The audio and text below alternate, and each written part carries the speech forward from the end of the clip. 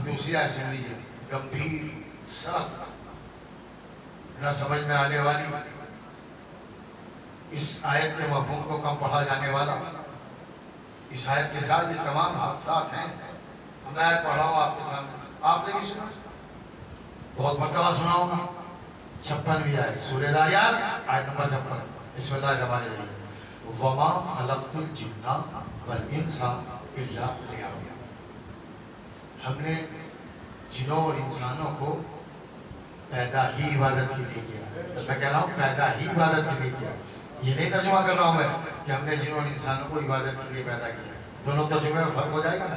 اگر یہ ترجمہ کیا جائے کہ ہم نے جنوں اور انسانوں کو عبادت کے لیے پیدا کیا، اس کا مطلب یہ ہے کہ عبادت بھی کر لیں، کچھ اور کام بھی کر لیں۔ کیا پڑھاؤں گا آپ کے ساتھ؟ مگر اللہ کا منشا یہ نہیں ہے، ایک عربی کے علاوہ ہے، اجازت دیں تو سمجھا دوں۔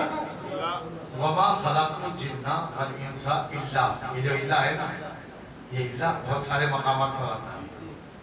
اللہ ایک دیوار ہے، دیکھو دیوار کے پیچھے کچھ اور ہے اور دیوار کے ادھر کچھ اور ہے۔ اس کو اور اچھے سے سمجھاؤں، لا الہ الا اللہ، یہ جو اللہ آ گیا نا، یعنی یہ تم نے بہت سارے خدا بنائے ہیں، یہ اور ہیں، اور اللہ کے بعد جو اللہ ہے، کیسے پڑھوں آپ کے سامنے، یہ اور ہے۔ اچھا آپ کو بھی مزہ نہیں آتا جب تک علی کی فضیلت کا کوئی قصیدہ نہ ہو جائے، لا فتح الا علی، لا سیف الا ذوالفقار، ہوں گے دنیا کے بنائے ہوئے پہلوان مگر ابو طالب کا جوان ایک ہی ہے۔ کیا ہوں گی دنیا کے کارخانے میں بنائی جانے والی تلواریں مگر ذوالفقار ایک ہی ہے جو صاحب ذوالفقار علی ہے۔ آپ سمجھے اللہ کا مطلب؟ اب اس سے زیادہ تشریح کروں گا تو بہت وقت لگ جائے گا۔ لا فتح الا، اللہ آیا سب کو باہر کر دیا، اللہ آیا سب کو باہر کر دیا۔ میں سمجھتا ہوں کہ اب بہت زیادہ پڑھنے کی ضرورت نہیں ہے، اللہ سمجھ گئے۔ اللہ آیا غیر مستحق کو نکال دیا، مستحق کو چھوڑا نہیں اور غیر مستحق کو رکھا نہیں۔ میں کیا پڑھ رہا ہوں آپ کے سامنے؟ اللہ ایک دیوار ہے، ایسے ہی آیت میں ہے، اے کاش آپ سمجھ جائیں۔ اور میں پڑھتا ہوں، وَمَا خَلَقْتُ الْجِنَّ وَالْإِنسَ إِلَّا لِيَعْبُدُونِ۔ ہم نے جنوں اور انسانوں کو پیدا ہی، خلقت ہی جو کی ہے وہ عبادت کے لیے کی۔ معلوم ہو گیا؟ اللہ نے یہ بتا دیا، لیکن کچھ اور کام نہ کرنا۔ ایک سلوات دیجیے اور آگے تشریف لے آئے۔ میں سمجھتا ہوں جو پیچھے نوجوان سے لوگ بیٹھے ہیں، اگر یہ آگے آ جائیں تو پھر ہر معاملے میں یہ اگر آگے رہے تو انشاءاللہ تمام باتیں واضح ہو جائے گی۔ ایک سلوات دیجیے آگے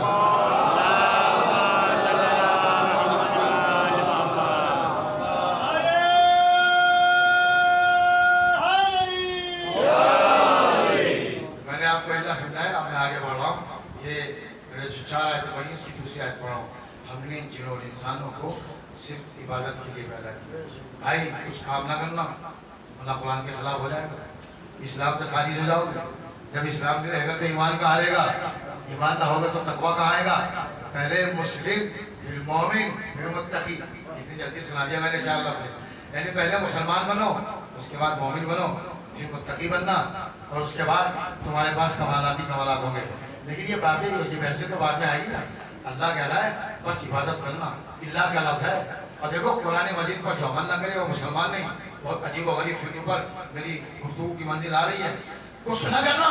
اب میں کھل کے بیان کروں، دیکھو ہم نہیں چاہتے تم کھانا کھاؤ، ہم نہیں چاہتے تم بازار میں جاؤ، ہم نہیں چاہتے اپنے بچوں کی پرورش کرو، ہم نہیں چاہتے تم بزنس میں پیسہ لگاؤ، ہم نہیں چاہتے تم بینک میں پیسے ڈالو، ہم نہیں چاہتے تم کھیتی کا گیان کرو، ہم نہیں چاہتے تم کارخانہ کھولو، ہم کچھ نہیں چاہتے، اس لیے کہ ہمیں اللہ اور تم ہو مسلمان، تم ہو ہماری مخلوق، ہمیں تمہارے خالق، تم ہو مرزوق، ہمیں رازق، تم ہو عابد، ہمیں معبود، تو تمہیں ہمارے کہنے پہ چلنا ہوگا۔ کیا پڑھ رہا ہوں آپ کے سامنے؟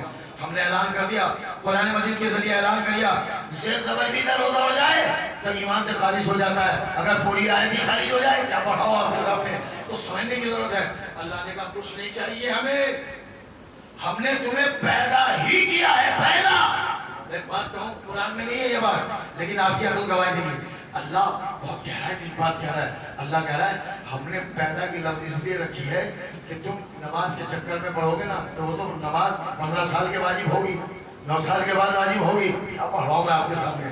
ہم یہ کہنا چاہ رہے ہیں کہ تم پیدا ہوتے ہی تمہاری عبادت کا مرحلہ شروع ہو جائے۔ کیا پڑھ رہا ہوں آپ کے سامنے؟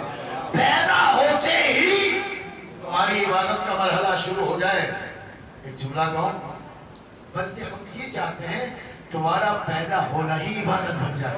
میں کچھ پڑھ رہا ہوں آپ کے سامنے. یہ کب ہوگا؟ جب ماں باوضو ہوگی. میں بہت جملہ پڑھنا چاہتا ہوں. یہ کب ہوگا؟ جب باپ نے تم کو کبھی بھی رزق حرام نہ کھلایا ہو. توجہ چاہ رہا ہوں. اب میں آیت کو سمجھانے کے قریب تر ہو رہا ہوں. یعنی جب تم اپنی ماں کے پیٹ میں تھے، اپنی ماں کے شکم میں تھے، اس وقت بھی تمہاری تربیت کا خیال رکھا گیا ہو. پتہ نہیں میں پڑھ پاؤں گا کہ نہیں جملہ، مگر پڑھنے کی کوشش کر رہا ہوں. آج کچھ لوگ ہیں جو منہ کھول کر تخلیق کے خلاف بولتے ہیں، مشترک کے خلاف بولتے ہیں، آیت اللہ سیطانی کے خلاف بولتے ہیں. میں ان کو سمجھانا چاہتا ہوں، جو آیت اللہ بنتا ہے نا، جو اپنے ماں کے پیٹ میں ہوتا ہے، تب بھی اس کی ماں باوضو رہتی ہے اور اس کے بعد اس کا کوئی لقمہ حرام نہیں کھلاتا ہے. آپ ذرا اندازہ لگائیے، تم اہل بیت کا مقابلہ کرو گے، تم محمد کا مقابلہ کرو گے، تم علی کا مقابلہ کرو گے، تم فاطمہ کا مقابلہ کرو گے، تم حسن کا مقابلہ کرو گے، تم حسین کا مقابلہ کرو گے. ارے یہ تو بہت طیب و طاہر ہے. ان کی جنم گاہ کو کہتے ہیں کعبہ. ان کا مقابلہ تو بعد میں کرنا. جو ان کا نائب ہوتا ہے وہ پیدا ہونے سے پہلے بھی پاک ہوتا ہے اور دنیا سے جانے کے بعد بھی پاک ہوتا ہے. صلوات بھیجے محمد آل محمد. جب تم ان کو نہیں سمجھ سکتے تو اہل بیت کو کیا سمجھو گے؟ لیکن بات مشکل میں پھنس گئی نا. اللہ کہتا ہے ہم یہ چاہتے ہیں بس تم جو ذاکر ہو، تم جو خطیب ہو، تم جو مرثیہ خواہ ہو، تم جو لوحے خواہ ہو، تم جو تبرک پڑھتے ہو، تم جو نماز پڑھتے ہو، وہ بھی جو نماز نہیں پڑھ رہا ہے بازار میں ہے وہ بھی. ہم صرف یہ چاہتے ہیں کہ ہماری عبادت کرو. ممکن ہے؟ ہو سکتا ہے؟ اگر آپ مجھے اجازت دیں تو میں آپ کے سامنے اس حدیث، اس قرآن کی آیت کو سمجھانے کے لیے ایک حدیث سناؤں. اگر اجازت دیں گے تو میں حدیث پڑھ رہا ہوں. حضرت محمد مصطفیٰ صلی اللہ علیہ وسلم.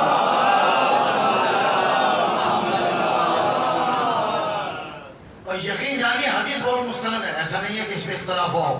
کوئی یہ کہے کہ بھائی پتہ نہیں صحیح ہے کہ نہیں. بالکل ایسی حدیث سنا رہا ہوں جس کے اوپر فقیہین یعنی عالمان اہل سنت اور عالمان اہل تشیع سب کا اتفاق ہے کہ یہ حدیث صحیح ہے. حدیث جھوٹی اور سچی بھی تو ہوتی ہے نا، جعلی اور مفروضہ بھی تو ہوتی ہے نا. نبی نے ارشاد نہیں فرمائی، کتابوں میں لکھ دیا گیا. بہت ساری ایسی حدیثیں علی نے نہیں کہا مگر کتابوں میں لکھ دیا گیا. تو آپ ان سے ہوشیار رہیے گا. ہر ممبر پر، میں کچھ کہہ رہا ہوں، ہر ممبر پر پڑھی جانے والی حدیث صحیح نہیں ہوتی ہے.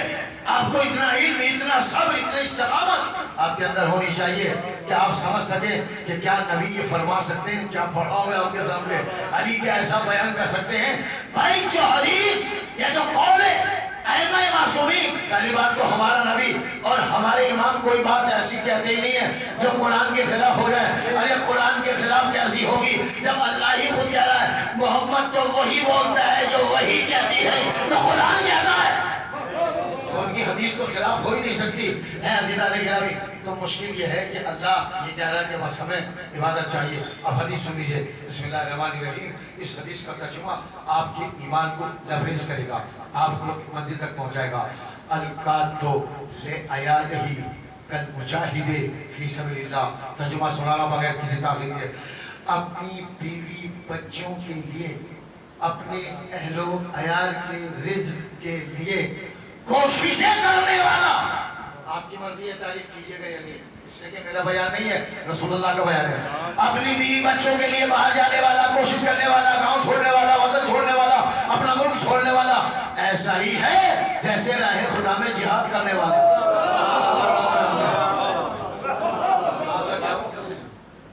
آیت کو سمجھانے کے لیے میں نے حدیث پڑھی. اس کا مطلب یہ ہوا کہ کچھ کام ایسے ہیں کہ جن میں رنگ عبادت بھرا جا سکتا ہے. میں کچھ پڑھ رہا ہوں.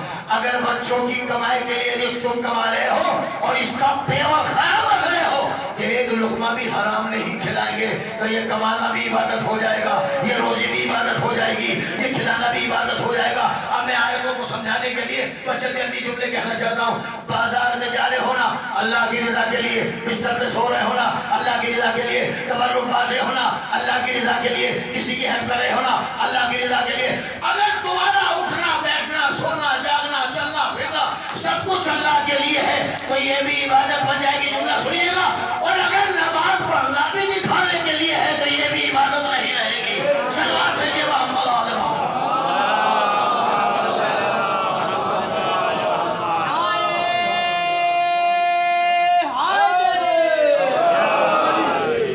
نماز بھی عبادت نہیں ہوگی اگر دکھاوے کے لیے، اور اگر غیر نماز کام بھی اللہ کے لیے ہو تو وہ بھی عبادت بن جائے۔ میں آپ کے سامنے تیسری آیت پڑھ رہا ہوں۔ اللہ نے کہا کہ دیکھو ہم جو تمہیں یہ کہہ رہے ہیں نا کہ ہم نے تمہیں اپنی عبادت کے لیے پیدا کیا، شاید یہ میری اپنی فکر ہے، کتابوں میں نہیں کہی، شاید اللہ نے یہ جملہ اس لیے کہا ہو کہ کہیں گھبرا مت جانا، گمراہی کی شکار مت ہو جانا، یہ نہ سمجھ لینا کہ ہم یہ چاہتے ہیں کہ نماز ہی پڑھتے رہو۔ اسی لیے اللہ نے آیت کا اگلا حصہ یعنی تیسری آیت پڑھوں آپ کے سامنے، بسم اللہ الرحمن الرحیم، ما اريد منهم من رزق وما اريد ان يأكلون۔ ہم تم سے کھانا نہیں چاہتے، کیا سنا رہا ہوں، پہلے کہا کہ عبادت کے لیے پیدا کیا، اس کے بعد کہہ رہا ہے ہم تم سے یہ نہیں چاہتے تو ہمیں رزق دو۔ ایسی آیت سنی آپ، کتنی عجیب و غریب آیت ہے۔ پہلے کہتا ہے کہ میری عبادت کرو بس، اور ہم تم سے یہ نہیں چاہتے کہ تم ہمیں رزق دو۔ بڑا عجیب و غریب آیت کا مزاج ہے۔ اور نہ ہم یہ چاہتے ہیں کہ تم ہمیں کھانا کھلاؤ۔ میں کچھ پڑھ رہا ہوں عزیزان گرامی، ہم یہ چاہتے ہیں، لیکن میری فکر دیکھیے گا جب میں پڑھ رہا ہوں، ہم یہ چاہتے ہیں کہ تم خالی نماز اور روزے کو عبادت نہ سمجھو، اگر کسی غریب کو کھانا کھلا دو تو وہ بھی عبادت قرار پا جائے، کسی کو رزق دے دو تو وہ بھی عبادت قرار پا جائے۔ ہم تم سے روزی کہاں لیں گے؟ ہم تو بے نمازیوں کو کھانا کھلا دیتے ہیں، ہم تو بخیلوں کو کھانا کھلا دیتے ہیں، ہم تو سرکشوں کو کھانا کھلا دیتے ہیں۔ اگر وہ ہماری عبادت نہیں کر رہے ہیں تو ہم اپنی رحمت کو نہیں بھولتے ہیں۔ صلوات بھیجئے محمد آل محمد۔ چوتھی آیت اسی آیت کو تیسری آیت کو وضاحت کا طریقہ بتا رہی ہے۔ بسم اللہ الرحمن الرحیم، اور مجلس ختم کر رہا ہوں۔ بسم اللہ الرحمن الرحیم، فإن اللہ، بے شک اللہ، هو الرزاق ذو القوة المتین۔ تم ہمیں کھانا کھلاؤ، تم ہمیں روزی دو، ہم ہیں جو سب سے بہترین اور مضبوط رزق دینے والے۔ چار آیتیں پڑھی، کوشش کی کہ میں آیتوں کے درمیان میں رہوں۔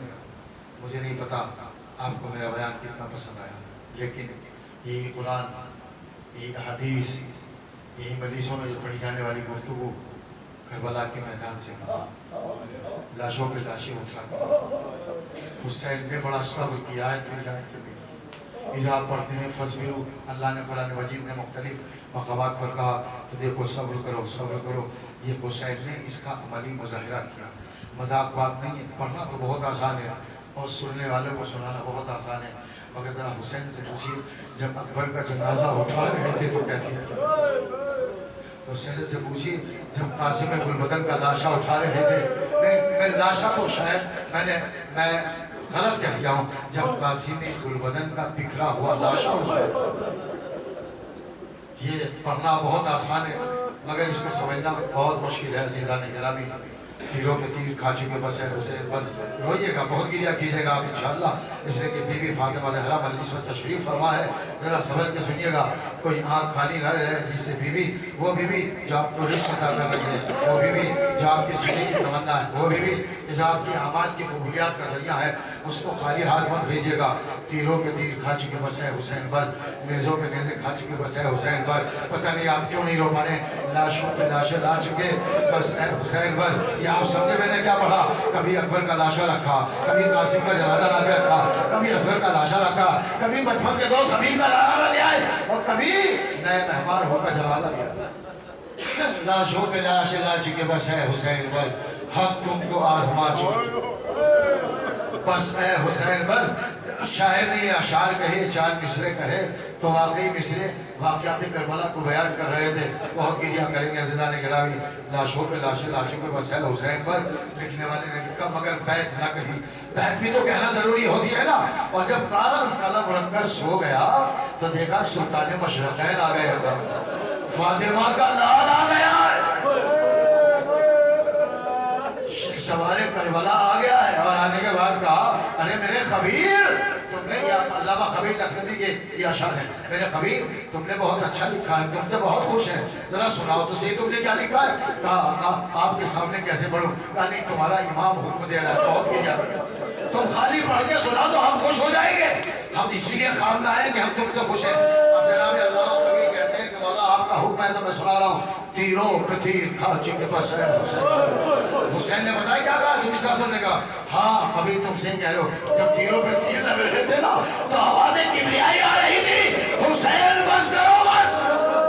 لاشوں پہ لاشیں لا چکے بس ہے حسین بس. اے خبیث تم نے صحیح کہا. جب میں اکبر کا لاشا لے کر آیا, جب میں قاسم کا لاشا لے کر آیا, جب میں اپنے بچپن کے دوست حبیب کا لاشا لے کر آیا تو آوازیں مشیت آ رہی تھی بس کرو حسین بس, بس کرو بس حسین بس. ایک مرتبہ امام حسین نے فرمایا بس میں آخری جملے پڑھوں گا. اے میرے خبیب تم نے یہ 4 مصرے کہے مگر بیت تو تم نے کہی نہیں. اسی بیت کے اوپر یہ مجلس تمام ہو جائے گی. کہ مولا واقعہ اتنا غمگسار تھا, واقعہ میں اتنی مصیبتیں تھیں کہ میری ہمت نہیں پڑی کہ میں آگے کچھ کہوں. اے آقا جب میں دیکھ رہا ہوں کہ آپ لاشوں پہ لاشیں لا رہے ہیں, آپ نیزوں پہ نیزے کھا رہے ہیں, آپ تیروں پہ تیر لگ رہے ہیں, تو آقا میری ہمت نہیں. اب دیکھیے جو 2 بیت ہے نا وہ امام حسین نے کہا کہ ہم لکھاتے ہیں اور خبیر تم لکھو. اب میں پڑھ رہا ہوں مجلس تمام ہو رہی ہے. جو بیت آئے گی نا وہ فاطمہ کے لال کی آئے گی اور آپ کو رونے میں مجبور کرے گی. ذرا پڑھو. اب انہوں نے پڑھنا شروع کیا بسم اللہ الرحمن الرحیم. یہ بسم اللہ اس لیے پڑھ رہا ہوں کہ جو بیت امام حسین کی ہے. تیروں پہ تیر کھا چکے بس ہے حسین بس, نیزوں پہ نیزے کھا چکے بس ہے حسین بس, لاشوں پہ لاشیں لا چکے بس ہے حسین بس, اب تم کو آزما چکے بس ہے حسین بس. رکھ دو گلے کو خنجر بیدار کے لیے, لیکن جہاں چھوڑ دو سجاد کے لیے. اے بابا سر کٹانا تمہارا کام ہے. ارے میرے میرا بولے جانا میری ڈالے جانا میرا کام ہے. آج سید سجاد ارے شام کوفہ کے بازار ہے. زینب بے ردا ہے, ام کلثوم بے ردا ہے. آؤ تماشا بینو تماشا دیکھو, یہ نبی کی بیٹیاں ہیں, یہ علی کی بیٹیاں ہیں. انا للہ و انا الیہ راجعون. رضا بقضائہ و تسلیما لامرہ. الہی بحق زہرا و ابیہا و والہا و بنیہا و سر المستضعفین. قال اللہ اس مجلس کا ثواب جملہ مومنین و مومنات کی ارواح طیبہ کو مرحمت فرما. جس نے اس فرش ادا کے منعقد ہونے میں جو محنت کی ہے پروردگار بحق حسین الغریب اس محنت کو قبول فرما دے. پروردگار ہمیں مجلسوں میں اپنا روحانی بیان جاری رکھنے کی توفیق عطا فرما. ماننے والے تو واسطہ اہل بیت علیہ السلام کا دنیا میں جہاں کہیں پر بھی محب اہل بیت علیہ السلام ہیں ان کی جان مال عزت و کی حفاظت فرما. ماننے والے امام زمانہ کی ظہور میں تاجیل فرما اور ہم سب کو ان کے انصار و اعوان میں شمار فرما. ربنا تقبل منا انک انت السمیع العلیم.